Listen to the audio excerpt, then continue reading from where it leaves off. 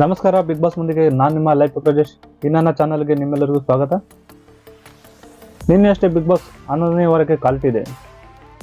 ಇನ್ನು ಮನೆಯಲ್ಲಿ ಏನು ನಡೀತು ನೋಡೋದಾದ ನಿನ್ನೆ ಬಿಗ್ ಬಾಸ್ ಸದಸ್ಯರಿಗೆ ಬಿಗ್ ಬಾಸ್ ಮನೆಯ ಟಿವಿಯಲ್ಲಿ ಉಗ್ರ ಮಂಜು ಅಭಿನಯದ ಮ್ಯಾಕ್ಸ್ ಸಿನಿಮಾದ ಒಂದು ಟ್ರೈಲರ್ ಅನ್ನು ತೋರಿಸಿದರು.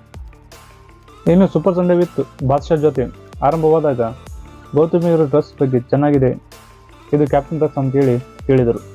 ಇನ್ನು ಸುದೀಪ್ ಅವರು ಈ ವಾರದ ಟಾಸ್ಕ್ಗಳ ಬಗ್ಗೆ ಮನೆ ಸದಸ್ಯರಿಗೆ ಅದರ ಅನುಭವ ಮತ್ತು ಅಭಿಪ್ರಾಯಗಳನ್ನು ಕೇಳಿದರು. ಆಗ ಉಗ್ರ ಮಂಜು ಅವರು ಶಾರ್ಟ್ ಆಗಿ ಉತ್ತರವನ್ನು ನೀಡಿದರು. ಅದಕ್ಕೆ ಸುದೀಪ್ ಅವರು ಹನುಮಂತು ಚೆನ್ನಾಗಿ ಟ್ರೈನಿಂಗ್ ಕೊಟ್ಟಿದ್ದಾನೆ ಅಂತೇಳಿ ಉಗ್ರ ಮಂಜು ಹೇಳಿದರು. ಇನ್ನು ಹನುಮಂತ ಅವರು ಕಾರಣಗಳನ್ನು ನೋಡಿದಾಗ ಹನುಮಂತವರನ್ನು ಸುದೀಪ್ ಅವರು ಗುರಾಯಿಸಿದರು. ಆಗ ಹನುಮಂತನು ಕನ್ಫ್ಯೂಸ್ ಆಗಿ ತಮ್ಮ ಕಾರಣಗಳನ್ನು ಉದ್ದವಾಗಿ ಹೇಳಿದರು.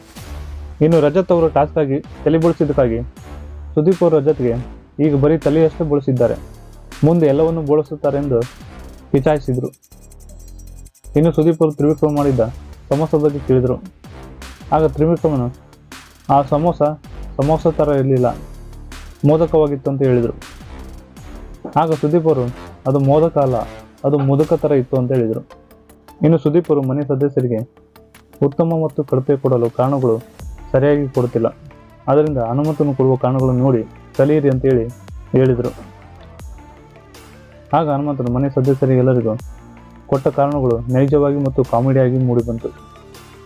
ಮನೆ ಸದಸ್ಯರಿಗೆ ಸುದೀಪ್ ಅವರು ಒಂದು ಕಾಮಿಡಿ ಟಾಸ್ಕ್ ನೀಡಿದರು.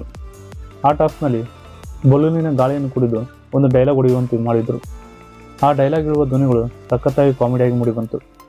ಇದರಲ್ಲಿ ಏನಾದರೂ ಭವ್ಯಗೌಡವರು ಗೆದ್ದರೆ 1 kg ಜಿಲೇಬಿಯನ್ನು ಕೊಡಲಾಗುವುದೆಂದು ಸುದೀಪ್ ಅವರು ತಿಳಿಸಿದರು. ಇನ್ನು ಈ ಟಾಸ್ಕ್ ಮುಗಿದ ಮೇಲೆ ಭವ್ಯಗೌಡರಿಗೆ ಜಿಲೇಬಿ ಕೊಟ್ಟು ನಾಮಿನೇಷನ್ನಿಂದ ಸೇಫ್ ಮಾಡಿದರು. ಇನ್ನು ಸುದೀಪ್ ಅವರು ಬಿಗ್ ಬಾಸ್ ಶೋದ ಬಗ್ಗೆ ಮಾತನಾಡಿ, ಇಡೀ ಭಾರತ ದೇಶದಲ್ಲೇ ಅತಿ ಹೆಚ್ಚು TRP ಗಳಿಸುವ ಶೋ ಆಗಿ ಕಾಣಿಸಿಕೊಂಡಿದೆ ಎಂದು ಹೇಳಿದರು. ಹೀಗೆ ಮನೆಯ ಸದಸ್ಯರಿಗೆ ಯಾರಿಗೆ ಹೆಚ್ಚು TRP ಕೊಡ್ತೀರೆಂದು ಮನೆಯ ಸದಸ್ಯರಿಗೊಂದು ಚಟುವಟಿಕೆ ನೀಡಿದರು. ಇದರಲ್ಲಿ ಹೆಚ್ಚಿನ ಜನರು ಹನುಮಂತನನ್ನು ಮೊದಲ ಸ್ಥಾನದಲ್ಲಿ ಇಟ್ಟು TRP ಕೊಟ್ಟರು. ಇನ್ನು ಸುದೀಪ್ ಅವರು SR ನೋ ಬರ್ಡ್ನ ಚಟುವಟಿಕೆಯಲ್ಲಿ ಕೆಲವು ಪ್ರಶ್ನೆಗಳನ್ನು ಮನೆ ಸದಸ್ಯರಿಗೆ ಕೇಳಿದರು. ಅದರಲ್ಲಿ ರಜತ್ ಅವರಿಗೆ ನಿಮ್ಮ ಬಾಸ್ ಹಾಕಿದ್ದ ಮಂತ್ರದಿಂದ ನೀವು ಟಾಸ್ಕ್ ಓದ್ತೀರಿ ಎಂದು ಹೇಳಿದರು. ಅದಕ್ಕೆ ರಜತ್ ಅವರು ಚೈತ್ರ ಅವರು ಬಾಯಲ್ಲಿ ಮಂತ್ರವನ್ನು ಪಠಿಸುತ್ತಾ ಕೈಯಲ್ಲಿ ಏನೋ ಮಂತ್ರವನ್ನು ಹಾಕುತ್ತಿದ್ದರು, ಇದರಿಂದ ನಾನು ಸೋತೆ ಅಂತ ಹೇಳಿದನು.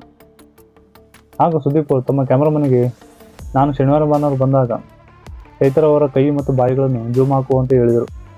ಇನ್ನು ಸುದೀಪ್ ಅವರು ಚೈತ್ರ ಕುಂದಪ್ಪ ಅವರಿಗೆ ನಿಮ್ಮ ಮಂತ್ರದ ಪ್ರಯೋಗವನ್ನು ನಮ್ಮ ಮೇಲೆ ಮಾಡಬೇಡಿ ಅಂತೇಳಿ ಚೈತ್ರಕ್ಕೆ ಕಾಲು ಎಳೆದರು. ಇನ್ನು ಸುದೀಪ್ ಅವರು ಮೋಕ್ಷಿತಾ ಮತ್ತು ಗೋಲ್ಡ್ ಸುರೇಶ್ ಉಗ್ರ ಮಂಜುವನ್ನು ಸೇಫ್ ಮಾಡಿ ಇನ್ನು ಕೊನೆಯದಾಗಿ ಉಳಿದ ಚೈತ್ರ ಕುಂದಾಪುರ್ ಮತ್ತು ಐಶ್ವರ್ಯರನ್ನು ಮನೆಯ ಒಂದೊಂದು ಸ್ಥಳಕ್ಕೆ ಕಳಿಸಿ ಆಗ ಐಶ್ವರ್ಯರಿಗೆ ಸುದೀಪ್ ಅವರು ಸೇಫ್ ಮಾಡಿದರು. ಇನ್ನು ಚೈತ್ರ ಕುಂದಾಪುರ ಅವರನ್ನು ಕನ್ಫರೆನ್ಸ್ ರೂಮ್ನಲ್ಲಿ ಕುಂದಿರಿಸಿ ಬಿಗ್ ಬಾಸ್ ಅನ್ನು ನೋಡುವಂತೆ ಮಾಡಿದರು. ಇನ್ನು ಸುದೀಪ್ ಅವರು ನಾಮಿನೇಷನ್ ಬಗ್ಗೆ ಮಾತಾಡಿ ಈ ವಾರ ಯಾವುದೇ ನಾಮಿನೇಷನ್ ಇಲ್ಲ ಅಂತೇಳಿ ಹೇಳಿದರು. ಇನ್ನು Chaitra Kundapura Bigg Boss show ನೋಡುತ್ತಾ ನನ್ನ ಬಗ್ಗೆ ಮನೆಯಲ್ಲಿ ಯಾರೂ ಮಾತನಾಡುತ್ತಿಲ್ಲ ಎಂದು ಕೊರಗುತ್ತಿದ್ದರು. ಇನ್ನು ಚಂದ್ರ ಕುಂದಪ್ಪರು ಮನೆಗೆ ಬಂದಾಗ ಮನೆಯಲ್ಲಿ ಯಾರ ಮೇಲೆ ಎಷ್ಟು ಕಿರುಚಾಡುತ್ತಾರೋ ಎಂದು ದೊಡ್ಡ ವಾದವೇ ಆಗುವ ಸಂಭವವಿದೆ. ಈ ಮಾಹಿತಿ ನಿಮಗೆ ಇಷ್ಟವಾದಲ್ಲಿ ಈ ನನ್ನ ಚಾನಲನ್ನು ಲೈಕ್ ಮಾಡಿ, ಸಬ್ಸ್ಕ್ರೈಬ್ ಮಾಡಿ, ಬೆಲ್ ಐಕಾನ್ ಒತ್ತಿ ಹೆಚ್ಚಿನದಾಗಿ ಸಪೋರ್ಟ್ ಮಾಡಿ.